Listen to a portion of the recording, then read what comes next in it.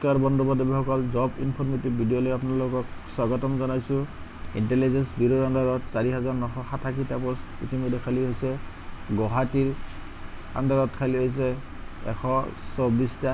গতিকে যিসকল বন্ধু-বান্ধৱীয়ে অনলাইন যোগে এপ্লিকেশ্যন কৰিব খুজি আছে তেওঁলোকে 18 বছৰৰ পৰা 27 বছৰৰ ভিতৰত হ'ব লাগিব আৰু তেওঁলোকে কমচে কম মেট্ৰিক পাছ কৰা হ'ব লাগিব আৰু ডমিচাইল সাৰ্টিফিকেট থাকিব লাগিব আৰু যিকোনো এটা লেংগুৱেজত তেওঁলোকে দক্ষতা থাকিব লাগিব।